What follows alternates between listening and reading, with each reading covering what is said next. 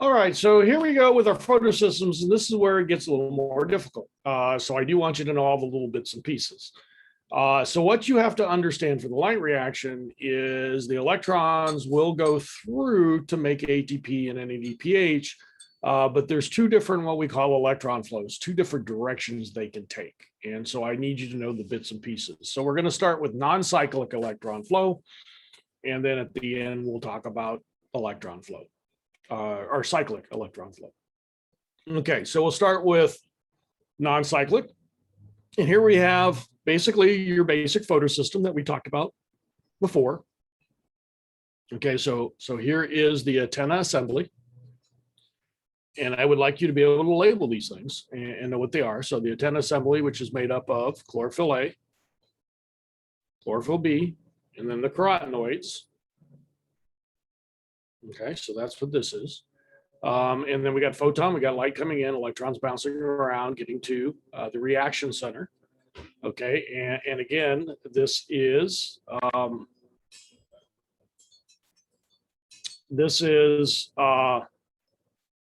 P680. And what that actually means is that that is the wavelength of light that this one works best at. So that reaction center is P680. So I want you to know that.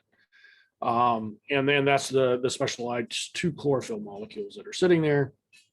And then we have the primary electron acceptor up here. And what you're going to notice on this, not one, but two electrons are actually one from each of the chlorophyll molecules are pushed up. Okay. So what I do want you to know is this is called photosystem 2. And it was the second one discovered, but we know it leads the non-cyclic electron flow. Okay. Now, again, if I do nothing else, that electron is going to come back down, release heat, and the plant will glow. Not what we're looking for. So what's going to happen is they're going to put something on there, which we call an electron transport chain. We'll come back to that left-hand side in a second. Okay, so what is happening here is instead of letting that electron just drop back down without any doing anything with it, we're going to put it in what we call electron transport chain. It is going to go through a series of oxidation reduction.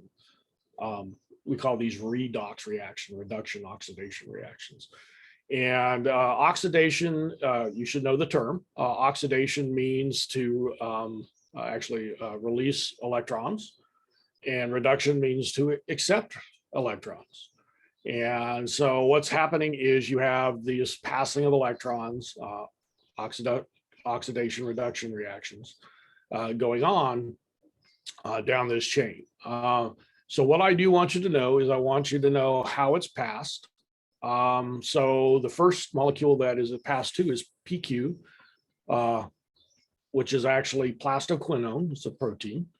And then it's going to be passed to a cytochrome complex, which is multiple cytochrome molecules. Just going to make you know, let you know it's a complex. Don't worry about all the little molecules.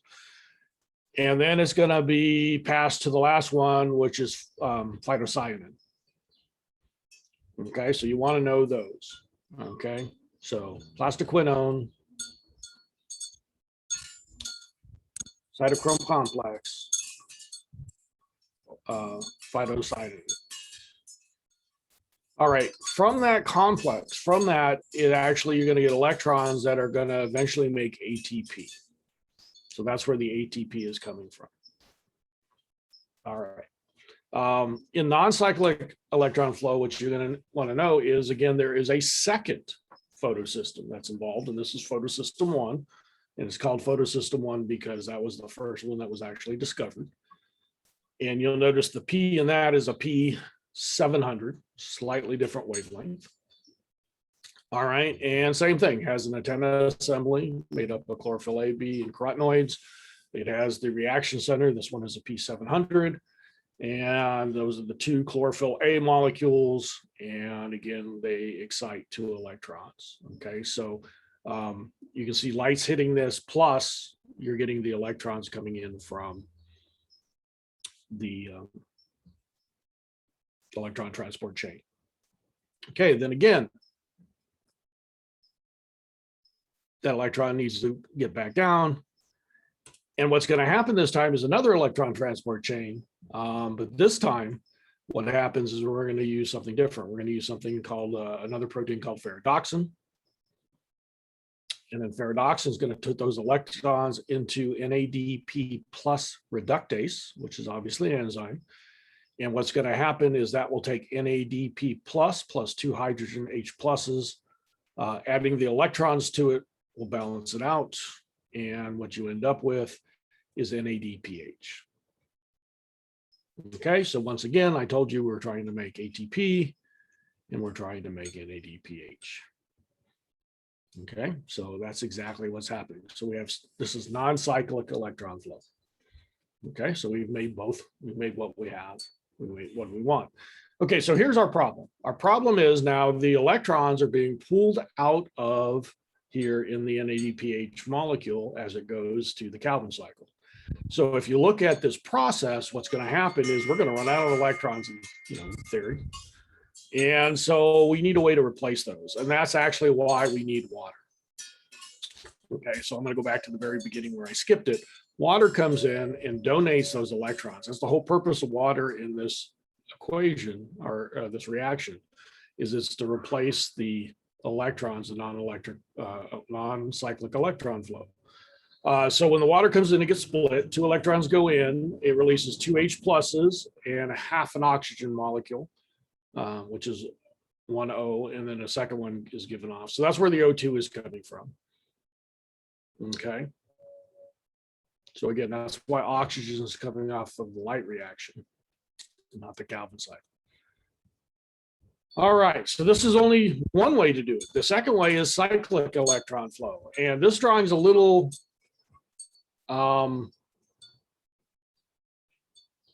confusing for people, only because what's happening here is the system is converting and doing it a little bit differently. What we have here is you're only using photosystem 1.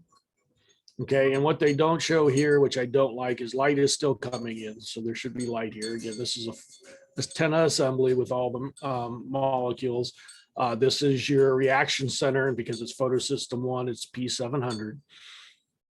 And your primary electron acceptor takes it. But this time it's past the ferredoxin, and the ferredoxin then puts it to cytochrome complex, and then it takes it to the phytocyanin, which then takes it back to photosystem 1. So this is cyclic. So the electrons aren't leaving, so you don't need water for this one. So this one is only making ATP. So the first one, non-cyclic electron flow, makes both ATP and NADPH. But cyclic only makes ATP. And we'll explain that in a minute, or actually on another video. Okay, so here's what I to kind of sum it up to make sure we understand. So there's 2 types: non-cyclic and cyclic electron flow. I'd like you to know the photosystems that it uses. I'd like to also what it produces and what it needs.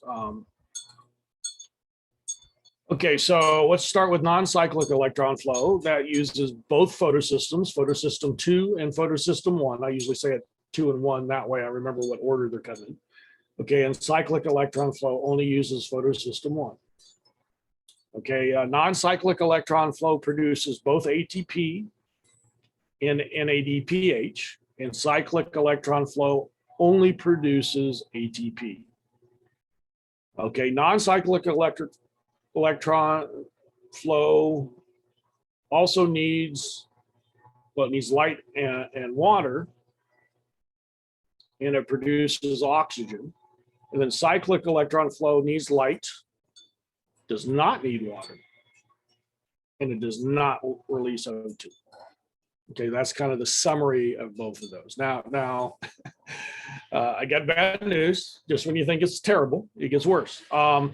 The other thing you need to know is here they're kind of showing you that photosystem 2 and 1, and I'm not thrilled with this picture, but it kind of gives you an idea of how this works. So they're showing you kind of a short version of this.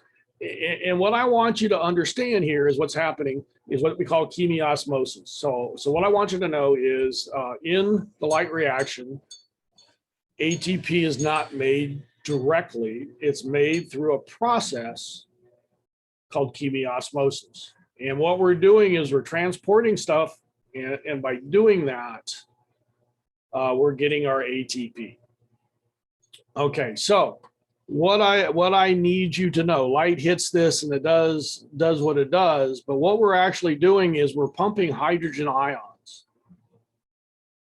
Okay, so what's happening is these hydrogen ions are being pumped, and they're being pumped from the stroma to the thylakoid space. So that electron transport chain, what it's actually doing is pumping H pluses into the thylakoid space against its concentration gradient, pretty much like a proton pump.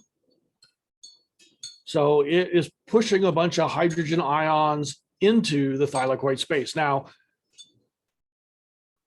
the thylakoid space doesn't want to be high in H pluses, so it has to find, these H pluses have to find a way out. And what they do is they come up to this other enzyme called ATP synthase. And this is what's going to be making ATP. So what happens is the hydrogen ions come out through this synthase, and it takes ADP plus a phosphate that's been sitting there. And when those hydrogens come through, that energy actually makes ATP, and that can go to the Calvin cycle. And then the other thing is you're getting your NADPH reductase out here, and that's also going into the Calvin cycle. So again, what I need you to know, and this is a little hard, is really what's happening is the electron transport chain, the first one, is actually pumping H pluses from the stroma into the thylakoid space. And then when that builds up, those hydrogens will now go through another enzyme called ATP synthase. And as those hydrogens go from the thylakoid space back into the stroma, that enzyme, ATP synthase, is actually taking AD plus a phosphate and putting them back together to make ATP. So a little bit confusing. Good luck. I'm going to stop the share and stop the recording.